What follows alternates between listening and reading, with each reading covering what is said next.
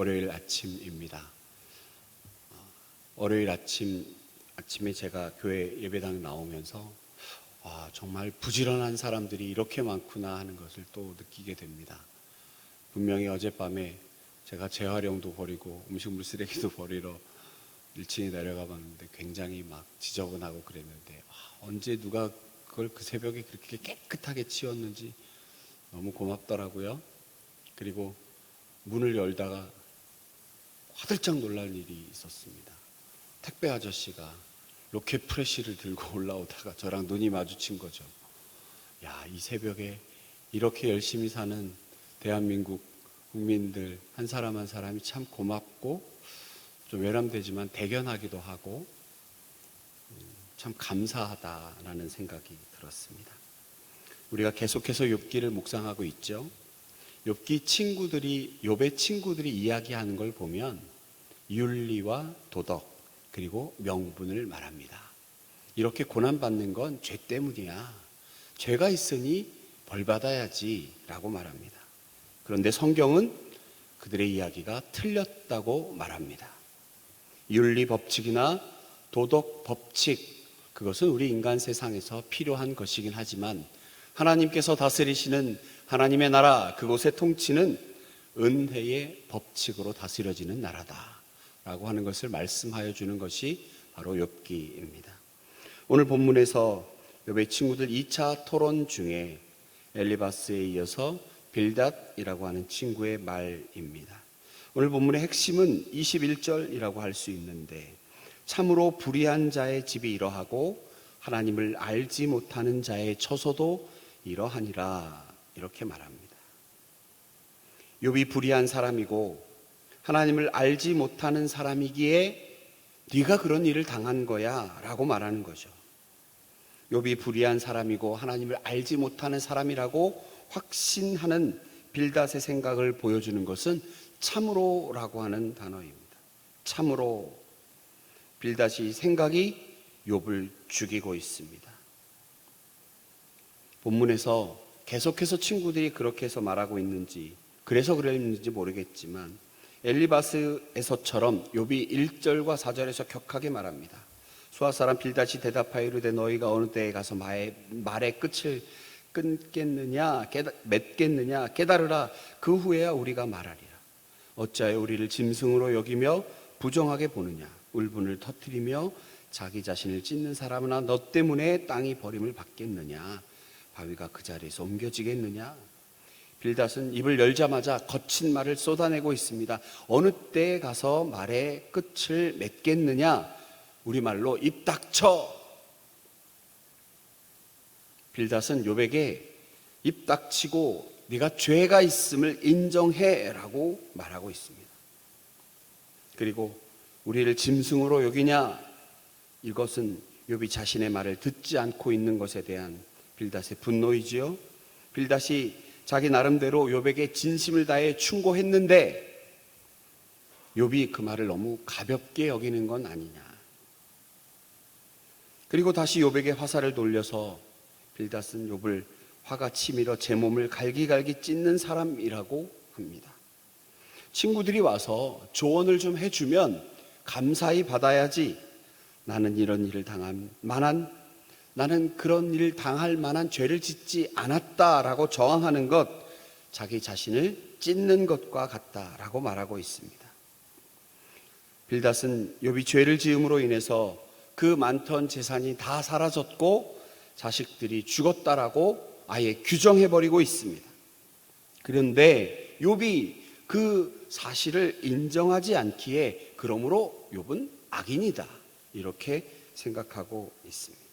그러면서 5절에서 21절까지 빌닷은 의로우신 하나님께서 악인에게 최후로 내리시는 벌은 죽음이기 때문에 4가지의 비유를 통해서 욥의 죽음을 떠올리게 하고 있습니다.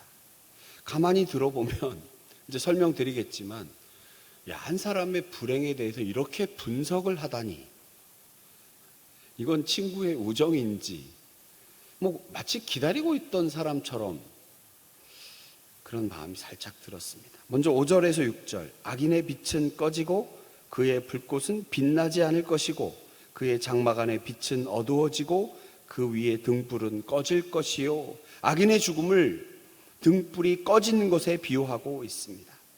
욥이 한때는 자신의 집에서 떵떵거리고 사는 것처럼 보였지만, 환하게 불을 키우고 사는 것처럼 보였지만, 등잔에 기름이 떨어지게 되면, 그래서 불이 꺼지고 말듯이 악인, 자기의 죄를 인정하지 않고 깨닫지 못하는 욥은 이렇게 사라지게 될 거다라고 말하고 있죠. 7절에서 10절까지 악인의 죽음을 그물과 덫에 걸림이라고 비유하고 있습니다. 그물과 덫에 걸림. 사실 이 그물과 덫, 이것은 이사야 40장 31절에 보면 우리가 잘 아는 대로 오직 여호와를 앙망하는 자는 새 힘을 얻으리니 독수리가 날개치며 올라감 같을 것이요 다른 박질하여도 곤비하지 아니하고 걸어가도 피곤치 아니하리로다 라고 하였습니다. 악인은 걸음이 피곤해질 뿐만 아니라 그 발이 그물에 걸리고 올가미에 걸려든다라고 하는 그 당시 이스라엘의 문화를, 사람들의 생각을 그렇게 표현한 것 같습니다. 그물과 덫에 걸려 꼼짝없이 죽게 된 욥. 11절에서 15절까지는 악인의 죽음을 도망자가 붙잡혔다라는 것으로 비유하고 있습니다. 사실 도망 다니는 사람은 작은 변화에도 깜짝깜짝 놀라듯이 악인에게는 사방에서 몰아친 두려움이 도망도 못하게 누르고 있는 그 상황 때문에 아무런 힘도 쓰지 못하고 설상가상으로 몸에는 성한 곳이 한 군데도 없어 죽을 병이 사지를 갉아먹을 것이다. 사망자의 장자는 당시에 죽음을 가져오는 무서운 질병을 가리키는 말이었습니다. 결국 빌닷은 이야기합니다. 죄를 인정하지 않고 죄를 끝까지 죄인이기 때문에 벌받았다라고 하는 상황을 인정하지 않던 욥은 자신이 살고 있던 집에서 쫓겨나 영원한 죽음의 처소를 향해 가고 있다고 말하고 있습니다. 16절에서 20절은 또 이렇게 이야기합니다. 나무의 뿌리가 마름으로 비유하고 있습니다. 네 번째까지 비유에 이르다 보니까 이 비유는 잔인함을 넘어서 섬뜩하기까지 합니다.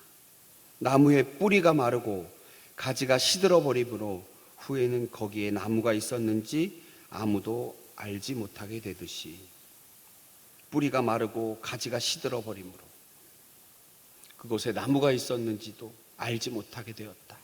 제 책상 앞에 대나무를 어떤 분이 주셔가지고 3개를 꽂아놓고 자라게 했는데, 물만 주면 이게 아주 잘 자랍니다.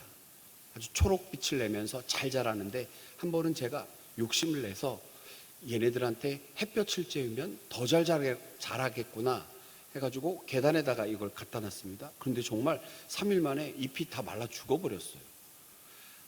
햇볕을 쬐면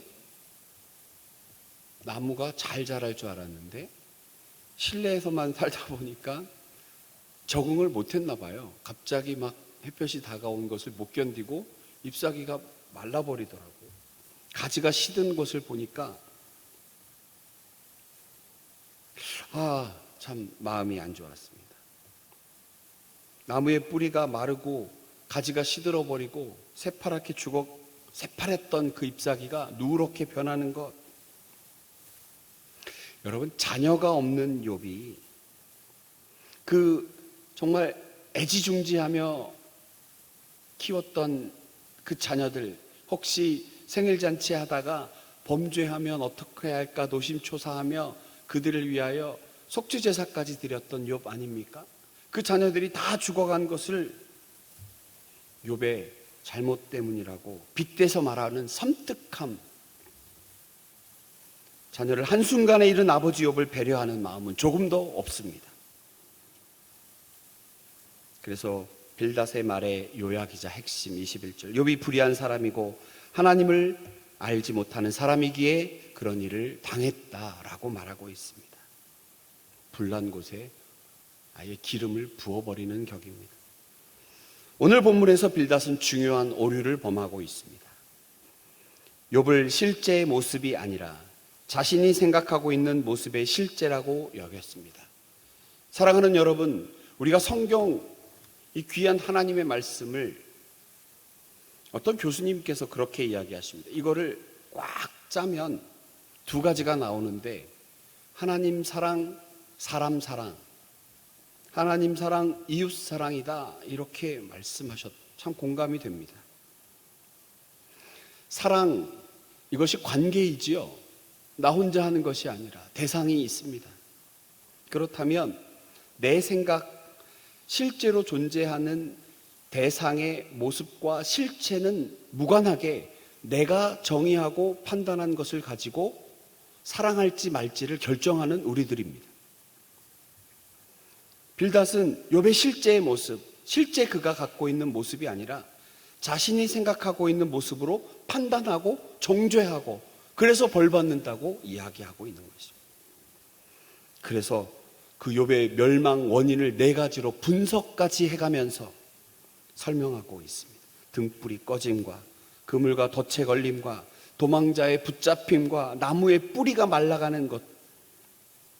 그런데 만일 욥이 하나님을 알지 못하는, 아니 하나님 알기를 거부하고 하나님을 향해 등 돌린 인생을 살았다면 이렇게 표현하는 것이 혹시 맞을지도 모르겠습니다. 그러나 욥은 하나님께 등 돌린 사람이 아니라 그저 하나님의 얼굴과 자신의 얼굴을 맞대는 삶을 살기 위해 몸부림쳤던 사람입니다.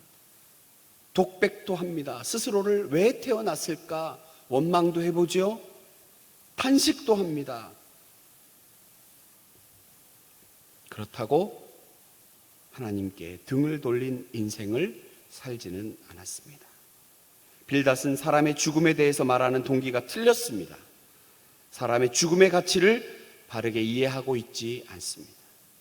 죽음을 생각하고 있는 사람에게 그러시면 안 됩니다. 하나님 손 꼭 잡으세요.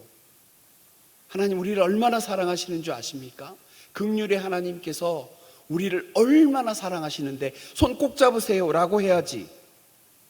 너 죄가 그렇게 많아서 안 돼, 하나님 손 놓아 라고 말하는 것이 맞습니까? 사랑하는 성도 여러분, 사순절의 기간을 보내고 있습니다. 예수님께서 이 땅에 오심은 하나님을 향하려고 하는 우리 인간들의 얼굴을 하나님께서 돌리심이 아니라 하나님을 붙잡으려고 하는 우리의 손을 떼어내시기 위함도 아니고, 하나님 향해 얼굴을 돌려야 하는지도 몰랐고 하나님을 붙잡아야 하는지도 잘 몰랐던, 인식조차 못했던 우리의 눈을 하나님을 향하게 하고, 우리 세상 것 붙잡고 있는 우리의 손을 들어 하나님을 영원히 붙잡게 해주시는 것, 그것이 바로 예수 그리스도가 이 땅에 오신 것입니다. 어제 장로님 기도했던 것처럼 십자가의 도가 멸망하는 사람들이 볼 때는 미련해 보이지만 이 비밀을 아는 우리들, 구원받은 우리들에게는 이것이 얼마나 놀라운 은혜입니까? 여러분, 우리 삶의 욕과 같은 고난과 고통이 있을지라도 그것은 우리로 하여금 주님을 더욱 붙잡게 하게 하심을 위함입니다. 세상만 바라보던 우리의 눈과 세상 것만 붙잡고 있던 우리의 손을 때로는 이런 고난을 통하여 우리의 시선을 하나님께로 향하고 우리의 손을 하나님 붙잡는 손으로 사용하게 하신 하나님. 혹여 우리의 인생길이 우리의 기대와 생각과 다른 방향으로 인도될지라도 그것은 하나님께서 우리로 하여금 신묘막측한 은혜의 지도, 불가사의한 하나님의 그 놀랍고 오묘한 섭리의 지도를 그리게 하신 토기장이 되신 우리 하나님께서 우리 각자를 빚어가시는데, 단지 피조물인 내가 이렇게 저렇게 거기다가 그거 만들지 마시고 여기다 붙여주세요라고 말할 수 없는 것처럼 전적인 하나님의 주권을 인정하고, 다만 우리는 욥처럼 주님 말씀에 순종하려고 몸부림치는 그런 우리들이 되어야 합니다. 때로는 욥처럼 탄식할 수 있습니다. 하나님을 향하여 독백을 쏟을 수도 있습니다. 그런 우리를 바라보고 긍휼히 하나님께서 내가 내 마음 안다 말씀하여 주시고, 그러나 결국엔 깨닫게 하십니다. 오늘도 하나님께서 마음과 정성을 다해 심어주신 삶의 자리, 이 새벽부터 분주하게 각자의 삶을 열심히 살아내고 있는 우리 사람들에게 주의 복음을 이야기하고, 우리 삶으로 하나님께서 우리에게 그려주신 그 믿음의 지도를 함께 그려가며 주께서 행하신 놀라운 은혜가 우리 삶에 구체적으로 적용되기를 기도하는 이 시간 되기를 축복합니다. 하나님은 우리를 사랑하십니다. 아멘. 기도하겠습니다. 전능하신 하나님 아버지, 참으로 놀랍고도 놀라운 하나님의 은혜와 하나님의 귀한 섭리가 오늘도 우리 아침 우리의 가슴을 요동치게 합니다. 많은 사람들이 이 월요일 아침부터 분주하게 움직이며 어디론가